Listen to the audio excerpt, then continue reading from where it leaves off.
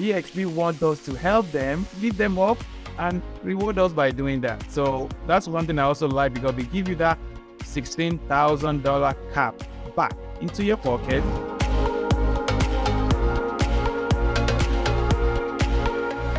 Hey, welcome back to Unstoppable Agent. Hey, this is the real estate channel and show where real estate agents come to build their business, build their wealth, and build a life of impact and significance.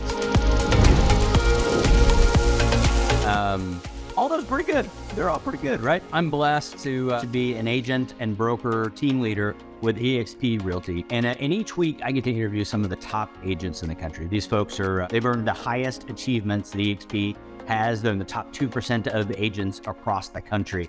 And today I'm pumped because I get to hang out with Wale. Wale, thanks for joining me today. All right. Thank you, Brian. Thank you for having me. It's an honor. Yes, I had a little bit of fun hanging out with you ahead of time. I've been with EXP for 3 years, and you're just killing it. So let's just dive right in, and I'd love to learn more about you. Tell me about your real estate career and how you got here. My background is in chemical engineering, so I went to school.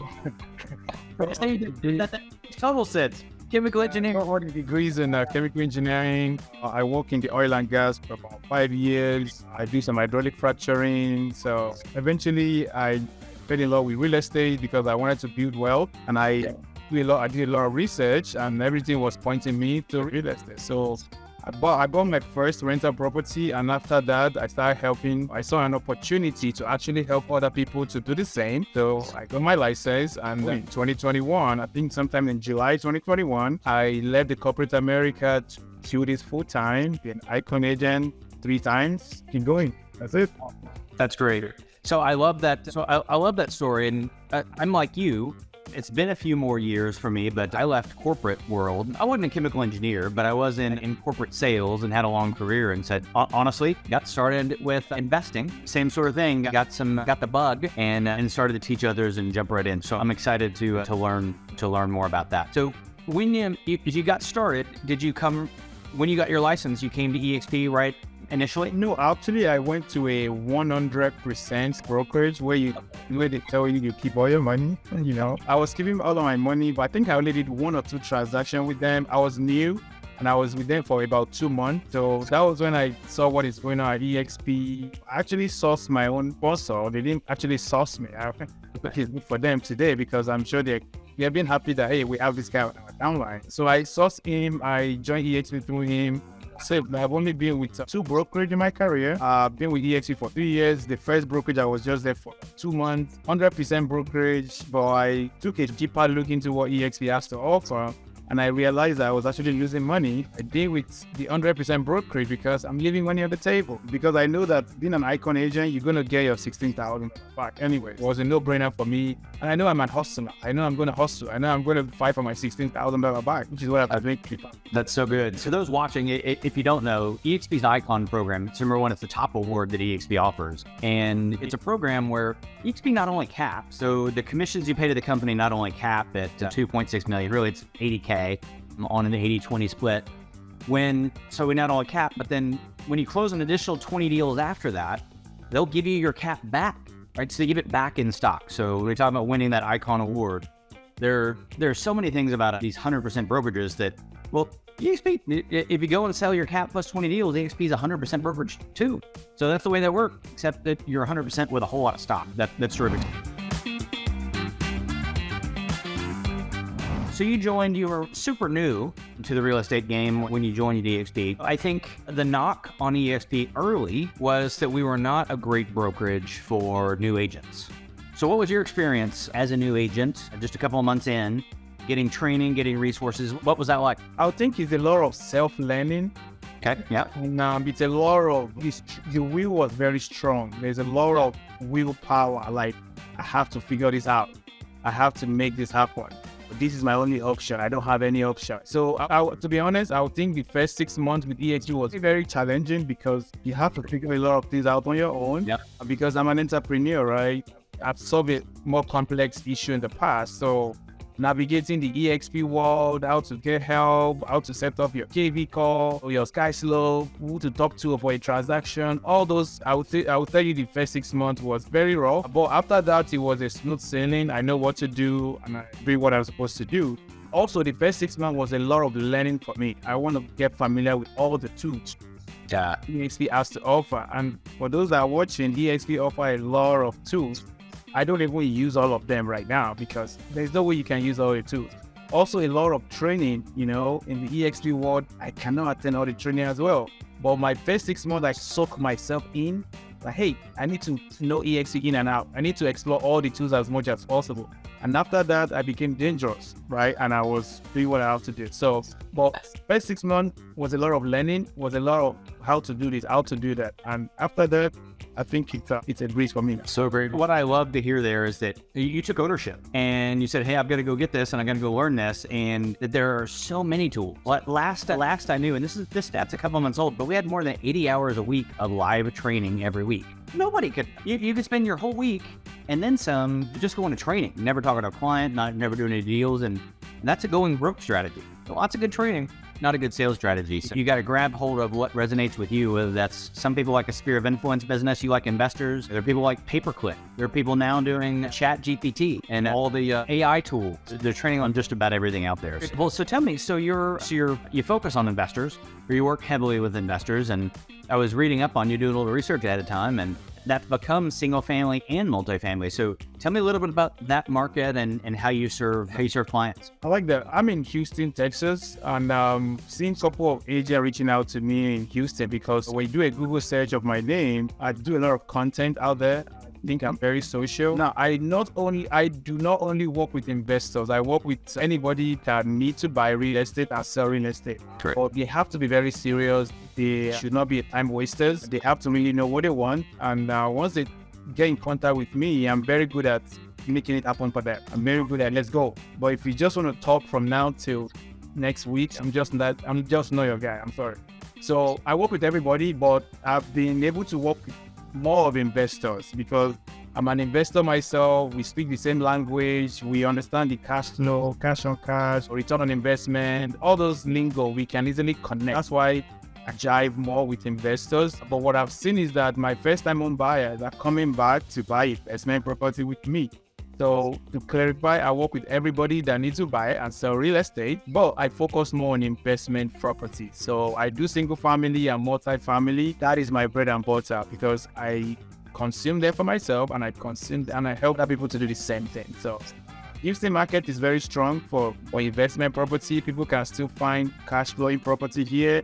And people are still be able to buy new construction and still cash flow and reducing their risk and improving their upside, among other things. So I would say overall, Houston is a good market. And first-time buyer, veteran, I work with anybody, but I just work more with investors. Let's talk about that for a second, because I think there's whether it's rates or whether it's inventory or whatever it is, I think there's fear in the market right now that people have missed their opportunity to invest in real estate, that now is not a good time. So why do you believe that now is a good time to invest in, at least in the Houston market, if not in other areas across the country? That's $1 million question. I wouldn't consider myself a veteran real estate or veteran real estate investor, but with my little years in real estate, I've seen a lot of stuff. Simple answer is that you buy real estate and wait. You don't wait to buy real estate. It has happened to me personally that I was speculating some opportunity and they passed me by, and now I'm really chasing them to get them back, but they are gone for life.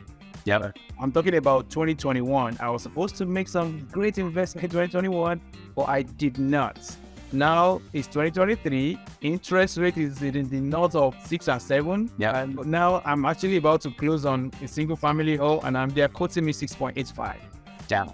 Should I bought some of this in 2021 with thing? So to come back to your question, there is no better time to buy real estate. You just have to make an informed decision. You have to make sure you reduce your risk about the property you are buying. Right now, I'm focusing more on new construction. I know the interest rate is high anyway. So if the interest rate is already high, then let me reduce my potential downfall. That is, let me reduce my risk by buying something new that I don't have to fix anything for the first 5 to 7 years. As compared to chasing the cash flow, which is very difficult to find in this current market because of the reason you all know, interest rate. There is no way you can be buying property for 7.58% interest rate and you still want to look for a decent cash flow. Except you want to put like 50 to 60% down payment. Then you can start seeing some cash flow, or you buy them cash, which some of my people have been doing. They've been buying cash, right? So the best time to buy real estate is when you can afford it, when it makes sense for your personal situation, right? And when you see other opportunities beyond cash flow to real estate, because there are other benefits of buying real estate. Cash flow is just a piece of that, right? Like you all know, the market is what it is. Interest rate is still scaring some people, but the savvy investors, the one that are very seasoned, they know that, okay, whatever goes up must come down. Let me buy now at 7%, which is the popular language we use in real estate. You date the rate and you marry the house. Yeah. Date the rate for 1 or 2 years, or marry your house. If rates do whatever they did, you can always refinance. And that property that was not cash flowing at 7% can now start cash flowing maybe $400, $500, whatever the case may be. Once you refinance to 3.5 or 4%, it's cheap. Really good. Well, and if you think about, so what you said in terms of a cash buyer, right? If the rate is 6 7/8, right? Yeah, a cash buyer just got a 6 7/8 return on their money.